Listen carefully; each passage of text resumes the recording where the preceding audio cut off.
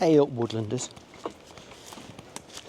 Last year I did a video about mushroom inoculation with mycelium impregnated plugs.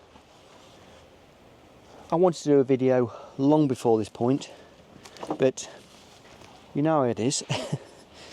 So I'm going to uncover them just now. We're about just over a year since I did it. Ooh, they've stuck to the pallets. That's interesting. I've perhaps not given them the attention that they should have had, but I did give them some water now and again. Got lots of wood lice in here. I can't quite remember which logs are which. I have a feeling these are shiitake. Those are going to be the oysters, and those ones over there are chicken of the woods. Now, we have had a particularly dry summer. Oops, I stuck this year. And I don't know whether that's going to have had an impact on how quickly or how well the mycelium grow. And we've got something happening here because the covers have sort of stuck to the growth. And maybe that's just because it got wet at the bottom. But then you can see that we have some sort of fungal growth going on there all the way across the bottom.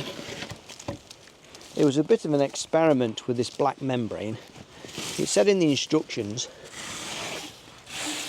to keep them moist, out of the wind, out of direct sunlight, sort of under cover but not too in the dry. And I thought, what have I got?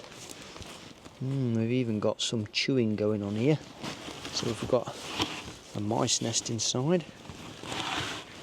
Anyway, I get distracted, and so I didn't really know what to do with it. I don't think I was particularly well set up, but I did have some landscaping fabric, and I thought, well, that'll let water in. It might protect them from drying winds.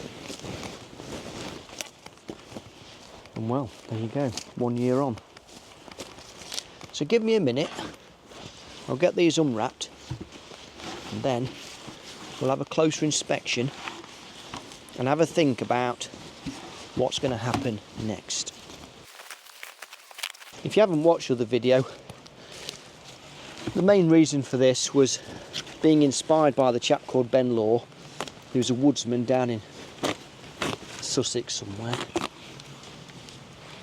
and he tries to maximise and utilise his woodland to be self-sufficient and to make money.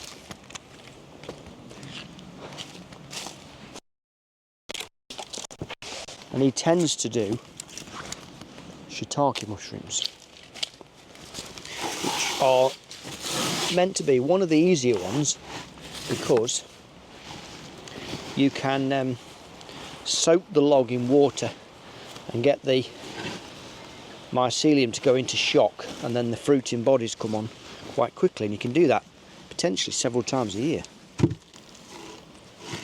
Now, I was under this illusion that you could do the same with oyster mushrooms and also with chicken of the woods, but the whole dunking in tanks of water might not be the best thing for those ones.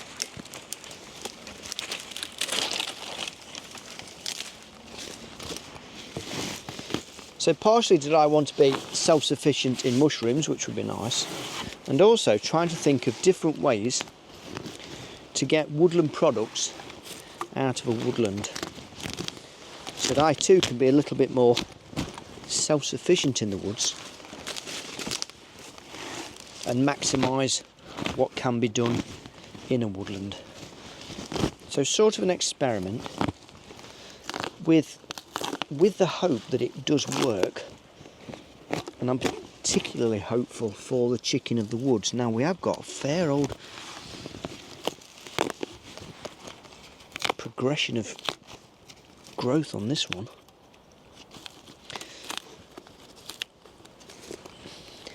I'm fairly hopeful for the oyster ones, because we've had oyster mushrooms growing in the garden before now on logs, and I've not done anything with those ones. So I'm sort of hopeful for that. Wow, this is properly stuck.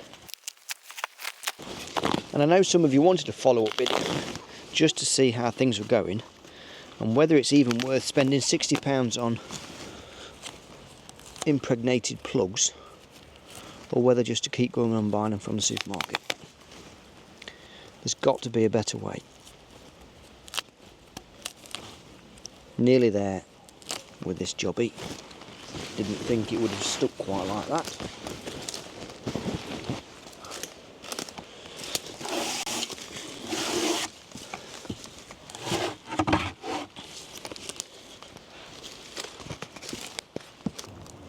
So let me bring you in for a closer look. We can safely say we have absolutely no mushrooms yet. These are shiitakes. These are oysters. They're chicken of the woods. And I really don't know what to say and what to do next. I think I might experiment and put one of the shiitakes in a vat of water somehow. But I'm kind of hoping that now the weather starts to get a little bit damper, and with the mild weather, that they might just start to put some fruiting bodies on. That's the hope. As soon as they do, I will let you know. At this stage, I don't know what else to say to you. Looks like some of the wax has come off some of these, like that one.